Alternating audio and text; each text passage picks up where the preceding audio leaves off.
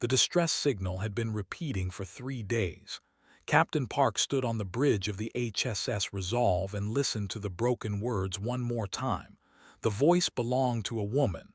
She was crying. She was begging for help. Then the message cut off and started again from the beginning. "How far?" asked. Lieutenant checked his screen. He was young, barely 26 years old, but his eyes were sharp and his hands never shook. 4 hours at maximum speed. But Captain, that puts us deep into territory. I know where it puts us. The Resolve was not a warship. It had been a mining vessel once, built to crack asteroids and pull ore from dead moons. The Earth Defense Force had taken it 15 years ago and turned it into a patrol ship. They added guns where the drills used to be. They installed shields that flickered when you pushed them too hard. They gave it a crew of 34 people and sent it to watch the borders of human space. Now that old ship was about to cross into enemy territory to save 23 civilians from a cargo freighter called the Morning Star. Chief Engineer Sun climbed up from the lower deck. Her uniform was covered in grease and her gray hair was tied back in a messy knot. She had served on the Resolve longer than anyone else. She knew every pipe, every wire, every weak spot in the hull. "Engines are ready," she said. "They won't like it, but they'll do it." Nodded, she looked around at her bridge crew. Navigator sat at her station, already plotting the course. Communications officer was monitoring all frequencies, listening for any sign of ships. They were all waiting for her order. "They took our people," said. "They attacked a civilian ship in neutral space and dragged it across the border. Earth Command says we should wait for a diplomatic solution." She paused. "But those people have been prisoners for 3 days. I'm not going to wait." No one argued. No one asked questions. They had all heard the distress signal. They had all heard that woman crying. "Take us in," ordered.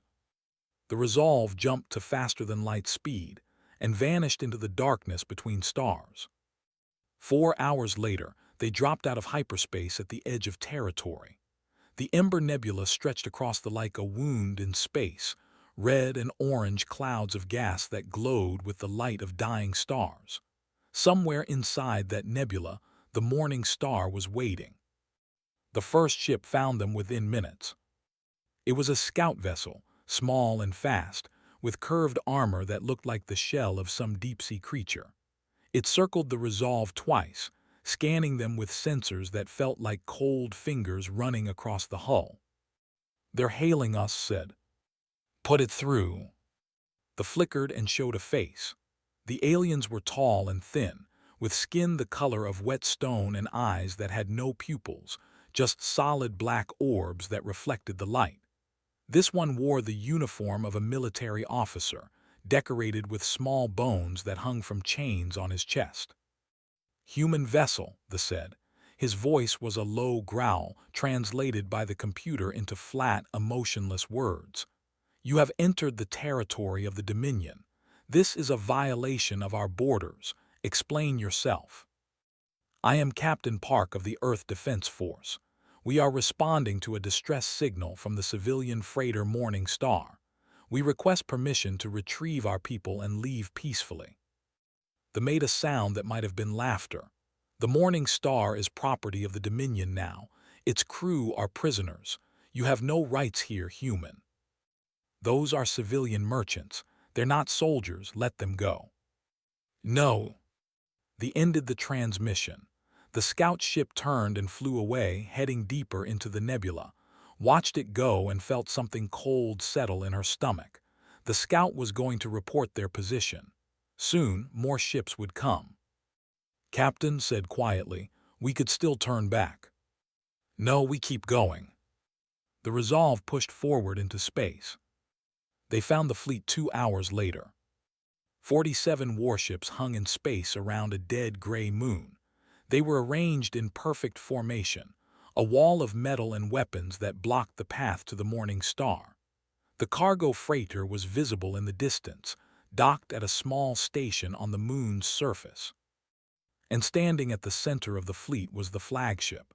It was called the Dominion's Wrath, and it was the largest ship had ever seen.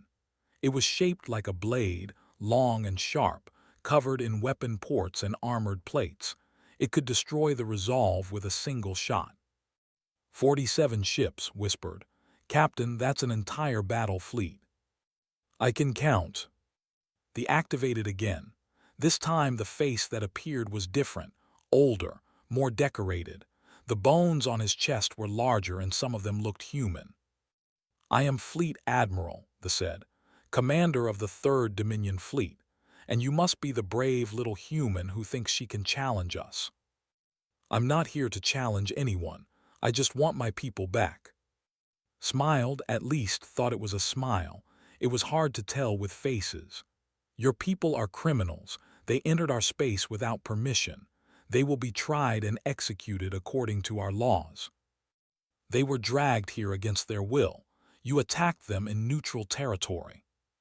Neutral territory belongs to whoever is strong enough to take it. Leaned forward. Look at your ship, human. Look at my fleet. You are one small vessel against 47 warships.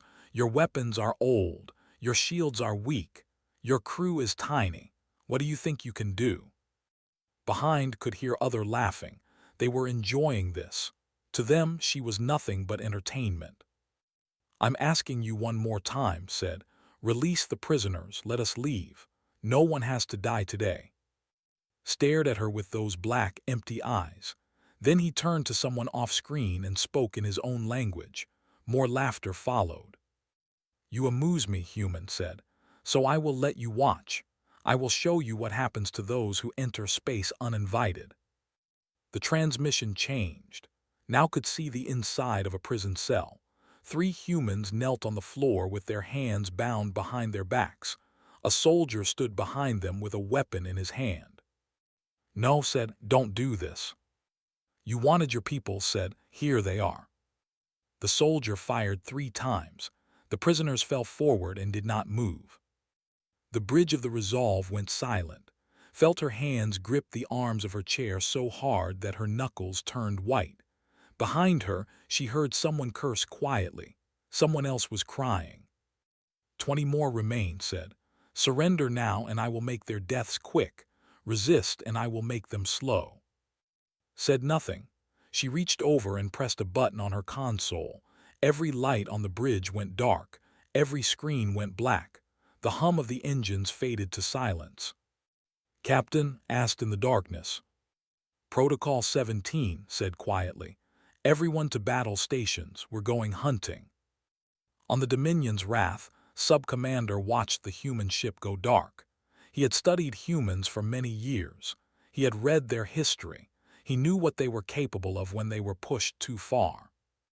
Admiral, he said carefully, the human ship, it has not surrendered. Waved his hand dismissively. Their systems failed. They are afraid. No, Admiral, I do not think they are afraid at all. Looked at the dark shape of the Resolve floating among the stars. It looked dead. It looked harmless, but something about it made his skin crawl. I think, said slowly, that we have made a terrible mistake. The Dominion's Wrath was the pride of the fleet. It had crushed rebellions on 12 worlds. It had burned cities and broken armies.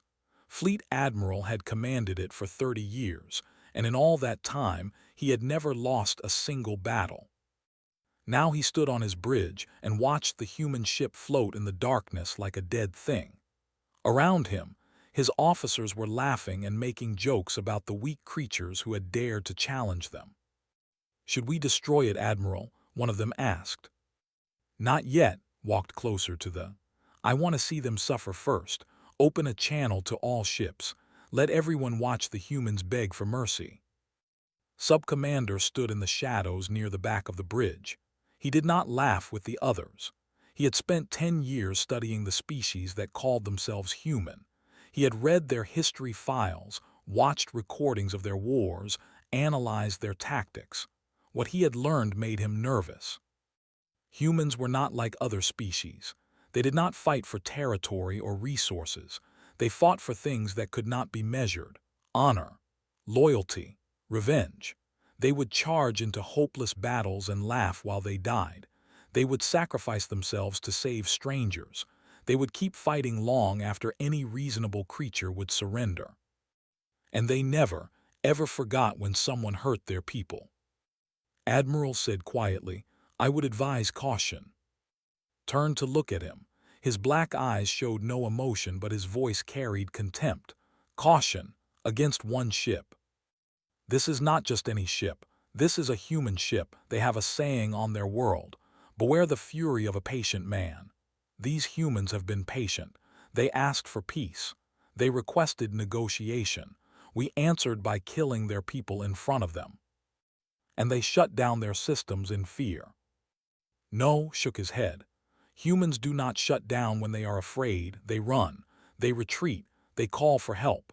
This ship has done none of those things. It sits there in silence, and that silence worries me. Made the growling sound that passed for laughter among the. "You have studied these creatures too long. You have started to fear shadows. Look at them." He gestured at the. "Their ship is old. Their weapons are primitive. They have 34 crew members against our fleet of thousands. What can they possibly do?" Wanted to answer. He wanted to tell about the Battle of Earth's moon, where 100 human ships had destroyed an invasion force 10 times their size.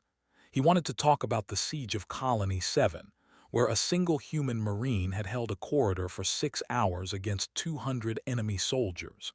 He wanted to explain that humans did not measure victory by numbers. They measured it by will. But would not listen, had never lost a battle, believed that strength was the only thing that mattered in the universe. Was about to learn how wrong he was. On the Resolve, the bridge was dark and quiet. The crew sat at their stations, barely visible in the dim emergency lighting. No one spoke. No one moved. They were waiting. Captain Park stood in the center of the bridge with her eyes closed. She was thinking about the 3 prisoners who had just been murdered. She had not known their names. She had not known their faces. But they had been her people, and they had died because she had failed to save them. 20 more were still alive. 20 more were counting on her. "Status report," she said quietly. Lieutenant answered from the weapons station. "All systems are powered down except for passive sensors and life support. They think we're dead in the water. They're not even targeting us anymore." "Good, what about our weapons?" "The mining lasers are charged and ready. I've converted the ore drill into a kinetic projectile launcher. It won't penetrate heavy armor, but it'll tear through anything smaller than a cruiser." Paused. "And the gravity lance is online." The gravity lance. That was their secret weapon. It had been designed to crack asteroids, to shatter rocks the size of mountains so that miners could harvest the minerals inside. No one had ever used it in combat before. No one had ever been desperate enough to try. "The lance needs 30 seconds to charge between shots," Chief Engineer Sun reported from her station. "And every time we fire it, there's a 10% chance the power core will overload and kill us all." "Understood," opened her eyes. "Navigator, what's our best attack vector?" Had been plotting courses for the past hour. Her screen showed the positions of all 47 ships, marked in red like drops of blood against the black of space. "If we come in fast from below, we can hit their communication relay first. That's the small station near the back of the formation. Without it, they won't be able to coordinate their fleet." "How many ships between us and the relay?" 3 destroyers and 1 cruiser. All of them are facing the wrong direction. They're not expecting an attack from a dead ship." Nodded slowly. "What about the flagship?" "The Dominion's wrath is at the center of the formation. If we want to reach it, we'll have to go through at least 20 ships." His voice was calm, but her hands were trembling. "Captain, I need to ask, what's our objective here? Are we trying to rescue the hostages, or are we trying to win?" "Both." "That's not possible." "Then we'll make it possible." Communications officer looked up from his station. He was the youngest member of the bridge crew, barely 22 years old, but he had a gift for electronic warfare. "Captain, I've been analyzing communication protocols. Their encryption is strong, but their frequency rotation is predictable. If I broadcast a jamming signal at the right moment, I can blind their entire fleet for about 15 seconds. 15 seconds isn't much. It's enough to make them panic. Commanders don't think for themselves. They wait for orders from the flagship. If I cut those orders off, they'll freeze. Looked around at her crew. They were tired. They were scared. But none of them suggested retreat. None of them asked to go home. They had heard their people die and they wanted justice. Listen to me, said. In a few minutes we're going to attack a fleet of 47 warships. By every logical measure we should lose. We're outnumbered and outmatched. They know this. They're laughing at us right now. They think we're already dead. She paused and let the silence stretch. But they don't know us. They don't know what humans are capable of when we're pushed too far. They think we're soft because we come from a planet with blue skies and green forests. They think we're weak because we value peace and diplomacy. They're wrong. We came from a world that tried to kill us every single day and we survived. We fought storms and predators and diseases. We fought each other. And through all of that, we never gave up. We never surrendered. We kept going until we reached the stars. She looked at each of her crew members in turn. 20 of our people are still alive on that moon. They're waiting for someone to save them. I intend to be that someone. Are you with me? The answer came back as one voice. Yes, Captain. Smiled. It was not a happy smile. It was the smile of a woman who had made peace with death. Then let's show these bastards why you never mock a human ship. She sat down in her command chair and gripped the armrests. All hands battle stations. Bring main power online. Charge the gravity lance. Navigator execute attack vector alpha. Communications prepare the jamming signal. She took a deep breath. On my mark, we go to war. The resolve came back to life. Lights flickered on across the ship. Engines roared as power flooded through systems that had been dormant for the past 2 hours. Weapons powered up with a high-pitched whine that seemed to fill the air. On the Dominion's Wrath, Sub-Commander watched the human ship light up like a star being born. His blood ran cold. Admiral, he said urgently, the human ship, it's not dead. It was playing dead. It was waiting. Stared at the screen. For the first time in 30 years, he felt something he had almost forgotten. He felt fear. All ships, he commanded, his voice suddenly sharp. Target the human vessel, destroy it immediately. But it was already too late. The Resolve was moving. The Resolve shot forward like a bullet from a gun. Its old engines screamed as they pushed the ship faster than they had ever gone before. Warning lights flashed across every console. Metal groaned under the stress. But the ship held together, because Chief Engineer Sun had spent 15 years learning every weakness in its bones and patching them with care and stubbornness. Jamming signal away, communications officer announced. His fingers danced across his console, sending waves of electronic interference across every frequency. The effect was immediate. The fleet, which had been turning to face the charging human ship, suddenly stopped. Captains called for orders and heard only static. Weapons officers waited for targeting data that never came. For 15 precious seconds, the greatest fleet in the Dominion was blind and deaf. The Resolve used those seconds well. Lieutenant had been waiting for this moment. He had spent months studying the converted mining lasers, learning their range and power, calculating exactly how much damage they could do. Now he put all of that knowledge to use. The first shot hit the communication relay. The small station exploded in a ball of fire and twisted metal, cutting off the fleet's ability to coordinate permanently.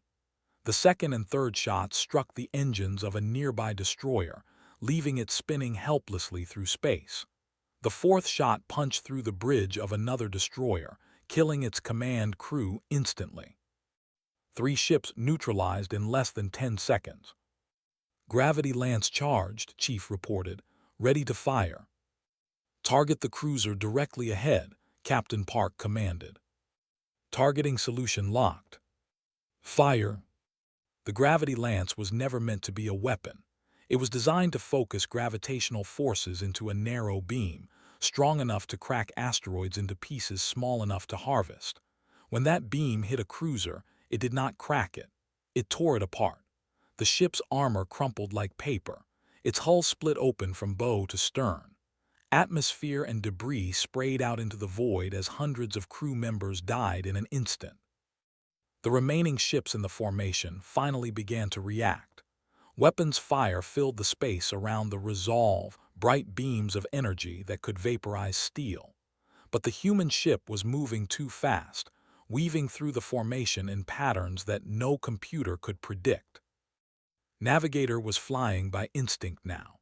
She had turned off the autopilot and taken manual control, her hands moving across the controls with a speed that seemed almost inhuman. The ship rolled and dove and climbed, sliding past enemy fire by margins so small that the heat of the beams warmed the hull. Gravity lance recharging, called out, 20 seconds. Mining lasers covering fire, responded. He was firing constantly now, not aiming to destroy but to distract. Gunners flinched as bright beams flashed past their viewports. Captains hesitated, unwilling to commit to an attack when they could not coordinate with their allies. And in that hesitation, the Resolve kept killing. On the Dominion's wrath, Fleet Admiral watched in disbelief as his fleet fell into chaos. 3 destroyers were already disabled or destroyed. The cruiser Vigilance was nothing but scattered debris. Ships were firing wildly, and at least 2 of them had hit each other in the confusion. "Get me a clear shot," snarled. "Target that ship and destroy it." "We can't, Admiral," his weapons officer reported. "The human ship is too close to our own vessels. If we fire the main batteries, we'll hit our own ships." "Then order them to clear the way." "Communications are down, Admiral." The human jamming signal destroyed the relay. Slammed his fist against the arm of his command chair. This was impossible. One ship. One tiny, ancient ship crewed by soft creatures from a soft world. It should have died in the first 10 seconds. Instead, it was cutting through his fleet like a blade through flesh. Sub-commander stepped forward. "Admiral, I recommend we order a retreat. The human ship is using our own formation against us, if we spread out and engage from a distance." "Retreat," turned on him with murder in his eyes. "I have never retreated in my life. I will not start now, not against humans." "Admiral, our losses are acceptable. We have 43 ships remaining. They have 1. We will overwhelm them through numbers." Wanted to argue, but he knew it was pointless. His pride would not allow him to admit that he had underestimated the enemy. He would keep fighting until he won or until there was nothing left to fight with. Back on the Resolve, the crew was fighting for their lives. The ship had taken several hits now, and damage reports were coming in from every deck. A fire had broken out in the cargo bay. The secondary shield generator had failed. 3 crew members were in the medical bay with burns and broken bones. But they were still fighting. "Gravity lance charged," reported. Her voice was hoarse from shouting over the noise of battle. "Target the destroyer on our starboard side," ordered. Firing. The gravity lance struck true. Another ship died. "Captain," Ensign said suddenly, "I'm picking up a transmission from the surface. It's from the Morning Star. The hostages are trying to reach us." His heart jumped. "Can you get me a connection?" "Patching through now." A new voice filled the bridge. It was a man speaking quickly in Korean-accented English. "This is Lee, acting captain of the Morning Star. We can see the battle from here. What's happening? Is that really just one ship?" "This is Captain Park of the HSS Resolve. We're coming to get you." There was a long pause. When spoke again, his voice was shaking. "There are 20 of us left. They have been taking people for questioning. He stopped. "Captain, we've seen what they do to the ones they take. They don't come back." "Hold on, we're coming. There are still 30 ships out there." "I know," looked at her. The debris of destroyed vessels was spreading across space like a new constellation. But there were still so many enemies left, so many guns pointed at her ship. Keep your people together. Find somewhere to hide. When we get close enough, we'll send shuttles. Captain Park's voice steadied. Whatever happens, thank you for coming. The transmission ended. Sat back in her chair and took a deep breath. 12 ships destroyed, 35 remaining. Her ship was damaged, her crew was exhausted, and they had been fighting for less than 15 minutes. But the hostages were alive, and that meant they still had something to fight for. Lieutenant, she said, new target priority. I want those troop transports destroyed. If they can't reinforce the guards on the surface, the hostages have a better chance. Understood, Captain. I've identified 4 transports near the edge of the formation. Navigator, get us there. Yes, Captain, adjusted their course. We'll have to fly through the heart of the fleet. Then that's what we'll do. The Resolve turned and dove into the center of the formation. Ships opened fire from every direction. The shields flickered and failed. Armor plates melted under the impact of enemy weapons.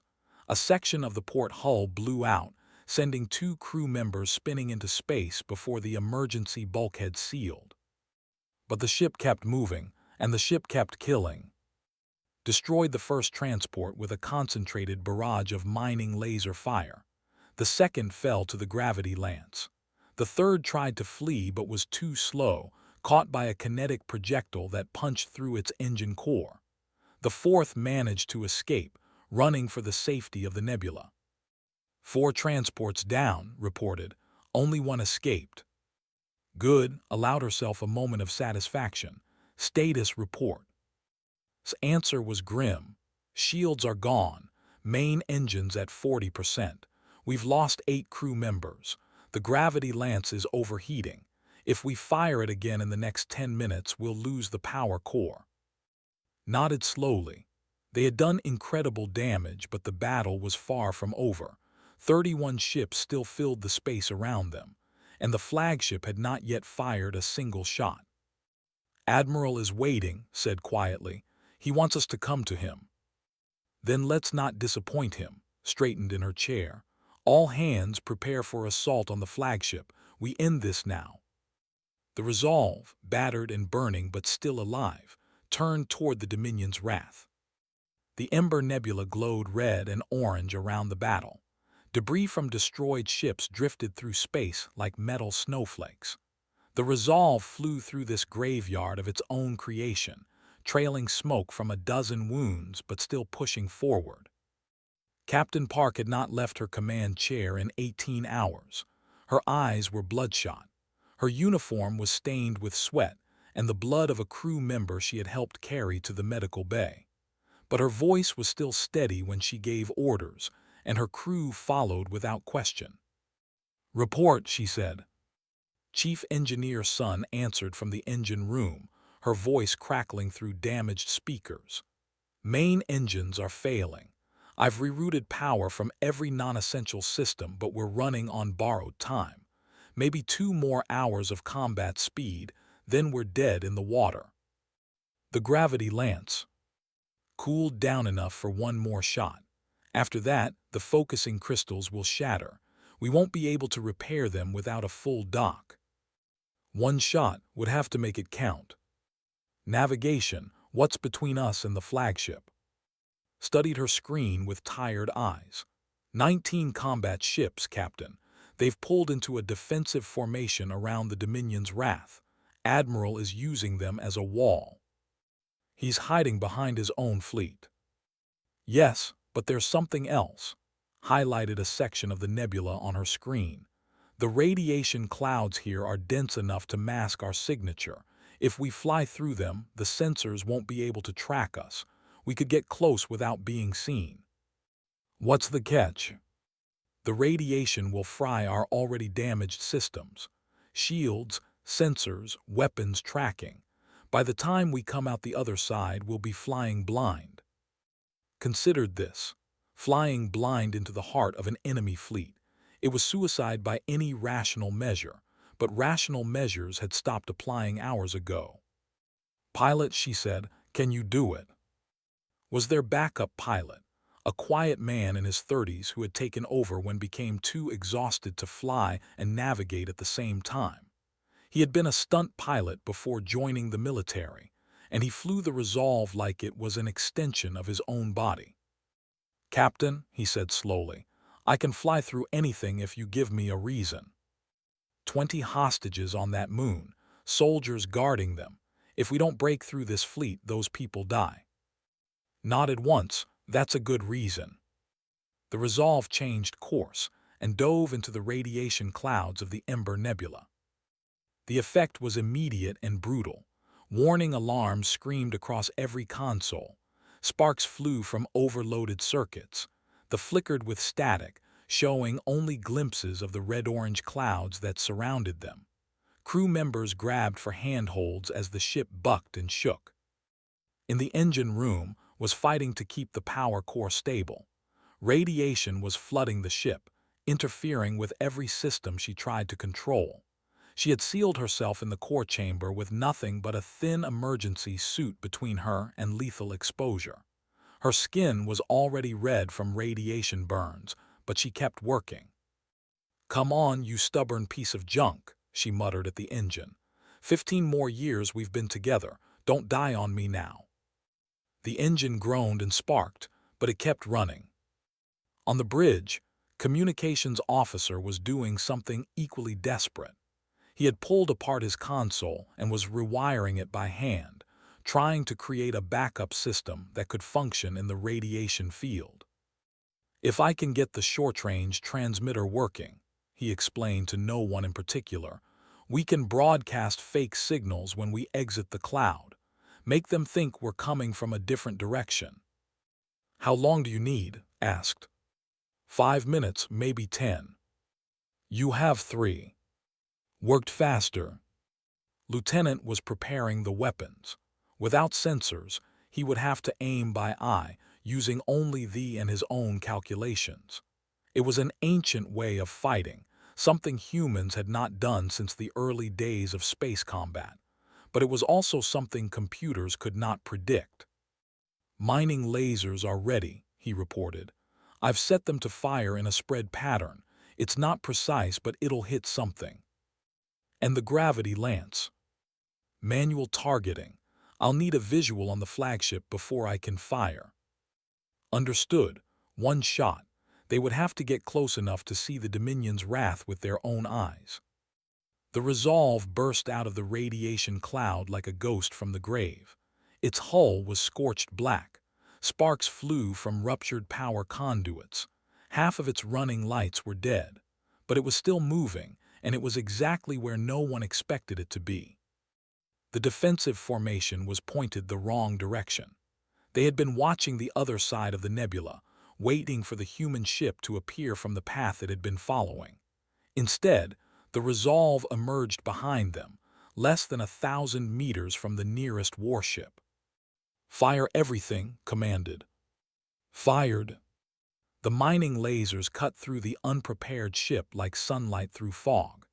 It exploded, and the Resolve flew through the debris field, using the wreckage as cover from the other ships that were now scrambling to respond. "Decoy signals away," announced. His makeshift system was broadcasting false sensor ghosts in 3 different directions. Gunners fired at shadows while the real ship slipped past them. But they could not avoid everything. A beam from a cruiser struck the Resolve's port side, tearing open a cargo bay.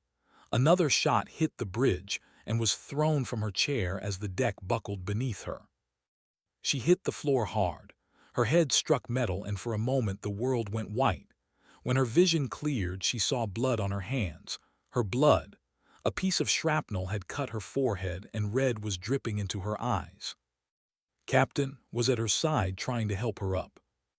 "I'm fine," pushed herself to her feet. The world spun, but she grabbed her chair and held on until it stopped. "Status. We've lost decks 3 and 4. Casualty reports still coming in, but we're through the defensive line." Looked at the... There, filling most of the frame, was the Dominion's wrath. It was even larger up close, a mountain of metal and weapons that seemed to blot out the stars. She said, "Do you have a shot?" The lieutenant was bleeding from a cut on his arm, but his hands were steady on the targeting controls. "I can see the reactor section. It's not heavily armored, if I hit it just right." "Take the shot." "Captain, if I miss?" "You won't miss, I trust you." Looked at her for a long moment. Then he turned back to his console and adjusted the targeting system by hand, using nothing but his eyes and his training. "Gravity lance charging," his voice came through the speakers. She sounded weak. 30 seconds to full power. This is the last shot we've got, so make it count." The resolve shook as more enemy fire struck its hull. The lights flickered. Somewhere in the ship, someone was screaming. 20 seconds, said. The Dominion's wrath was turning now, bringing its main weapons to bear. In moments, it would fire, and the resolve would cease to exist.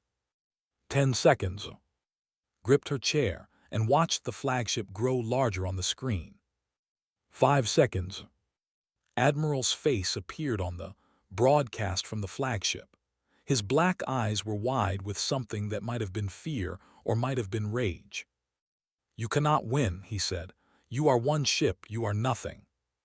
"Gravity lance ready," announced. Smiled through the blood on her face. "We're not nothing, we're human." She gave the order. "Fire." The gravity lance discharged its final shot. A beam of focused gravitational force, designed to shatter asteroids, crossed the gap between the two ships in less than a heartbeat. It struck the Dominion's wrath exactly where it had aimed, punching through the outer hull and into the reactor section. For one long moment, nothing happened. Then the flagship began to tear itself apart from the inside out. The reactor explosion was not a single blast but a cascade of failures. Power conduits overloaded, fuel cells ignited, ammunition stores cooked off. The Dominion's wrath broke into pieces, each piece exploding again and again as the destruction spread. Admiral had no time to scream. The shockwave from the explosion caught the resolve and sent it tumbling through space. Crew members were thrown against walls. Consoles exploded. The lights went out completely, leaving only the red glow of emergency systems. When the ship finally stopped spinning, it was drifting without power in the shadow of the dead moon. But the flagship was gone, and with it, 19 more ships caught in the explosion. The battle was over. The Resolve drifted through space like a broken toy. Its engines were dead. Its weapons were silent. Smoke poured from 100 wounds in its hull. Of the 34 crew members who had started this fight, only 21 were still alive. Captain Park sat in the darkness of her ruined bridge and listened to the sound of her ship dying. Metal groaned as damaged sections settled. Air hissed through cracks in the emergency seals. Somewhere in the distance, she could hear someone crying. But they had won. "Captain," Navigator's voice was barely a whisper. She was slumped over her console, her face pale from blood loss. A field bandage was wrapped around her shoulder where shrapnel had torn through her uniform. "I'm reading movement, the surviving ships." Forced herself to focus. "How many?" 9, all of them damaged. There. Paused to study her screen. "They're not attacking, they're just holding position. They're waiting to see what we do next." "What do we do next?" It was a good question. The Resolve had nothing left. No weapons, no shields, no engines. If they decided to finish them off, there was nothing they could do to stop them. But had not come this far to give up now. "Open a channel," she said. "Broadcast on all frequencies." Communications officer was unconscious at his station, but Ensign had taken over. She was a Marine, not a communications specialist, but she had learned quickly during the battle. Her fingers found the right buttons, and a green light indicated that they were transmitting. "This is Captain Park of the Earth Defense Force vessel Resolve," said. Her voice was hoarse and every word hurt, but she made herself speak clearly. "Your fleet is destroyed. Your flagship is gone. Your admiral is dead. You have two choices. Surrender now and release the hostages you are holding, or continue fighting and join your admiral in death." She paused, letting the words sink in. "You mocked us. You called us weak. You killed our people and laughed. Now 38 of your ships are burning in space and we are still here. Think carefully about what that means." The transmission ended. Silence filled the bridge. Then slowly a response came through. It was not Admiral's voice. This voice was calmer, more measured. "This is Sub-Commander, now acting Commander of the forces. I am prepared to discuss terms." Felt something loosen in her chest. It was not relief, exactly. It was more like the feeling of setting down a weight that she had been carrying for too long. "My terms are simple," she said. "Release the hostages, allow us to collect our dead, then leave this system and do not return. And if we refuse, then you will have to destroy us. And when the next human ships arrive, they will know what you did here. They will come back with more ships, and more, until there is nothing left of your dominion but memories." Another long pause. Spoke again, and this time there was something new in his voice. It might have been respect. "I studied your species for many years, Captain Park. I warned Admiral not to underestimate you. He did not listen." A sound that might have been a sigh. "Your terms are accepted. We will release the hostages and withdraw from this system. In exchange, you will allow our surviving ships to leave without further attack." "Agreed." "Then we have a deal. I will send coordinates for the hostage transfer." The transmission ended, slumped back in her chair and closed her eyes. It was over. It was finally over. Captain's voice was soft. "Shuttles are launching from the moon's surface. They're heading toward us." "How many people on board?" "Biosignatures show," checked her readout, 18 humans. 18. They had started with 23 hostages. 3 had been executed in front of his eyes. 2 more must have died during the battle. But 18 were still alive. 18 people who would see their families again because one old ship and 34 stubborn humans had refused to accept the impossible. It was not a perfect victory, but it was enough. The next few hours passed in a blur. Shuttles docked with the Resolve and the rescued hostages were brought aboard. Most of them were in bad condition. They had been beaten, starved, and tortured, but they were alive, and that was what mattered. Lee, the acting captain of the Morning Star, was among them. He found on the bridge and stood in front of her for a long moment, tears running down his face. "You came for us," he said. "One ship against an entire fleet, you came for us." "You're our people," said simply. "We don't leave our people behind." Tried to say something else, but the words would not come. Instead, he just reached out and took her hand, holding it tightly like a drowning man holding a rope. The ships kept their word.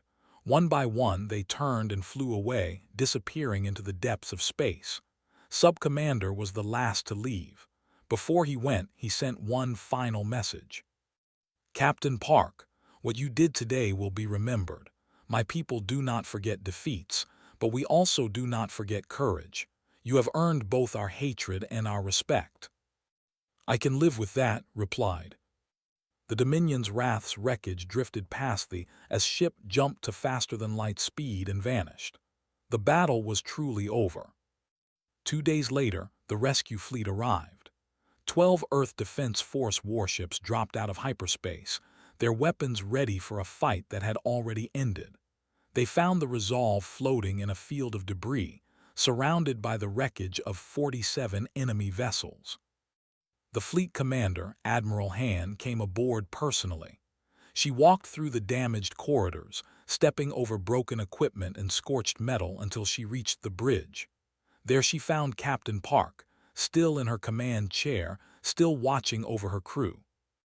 "Captain Park," Admiral Han said, "I need you to explain to me how one patrol ship destroyed an entire battle fleet." Looked at her with tired eyes. "We had no choice, Admiral. Our people needed us." "That's not an explanation. That's a motivation." Sometimes that's the same thing. Admiral Han studied her for a long moment. Then slowly she smiled. The whole galaxy is going to hear about this, you know. A single human ship against 47 enemy vessels. They're already calling it the miracle at Ember Nebula. It wasn't a miracle, it was just stubbornness. That's what makes it so terrifying. Admiral Han looked out at the debris field through the crack. Every species in the galaxy is going to see this and think twice before mocking a human ship again. The rescue fleet took the Resolve under tow and began the long journey home.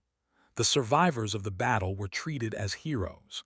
Their names were recorded in the official history of the Earth Defense Force. The story of what they had done spread across human space and beyond, told and retold until it became legend. But for Park, the only thing that mattered was a simple truth. 21 of her crew had survived. 18 hostages had been rescued, and the people who had mocked them, who had laughed at them, who had called them weak, were dead. Months later, a reporter asked her the question that everyone wanted to know the answer to. How had she done it? How had one ship defeated a fleet? Thought about it for a long time. She thought about who had kept the engines running through sheer force of will. She thought about who had aimed the killing shot with nothing but his eyes and his training. She thought about, and then all the others who had fought and bled and died beside her. "We're human," she finally said. "We don't know how to quit." The reporter wrote down her words. They appeared in newspapers and broadcasts across the galaxy. And somewhere, in the halls of 100 alien governments, leaders read those words and felt a chill run down their spines. Because now they knew the truth. You never mock a lone human ship.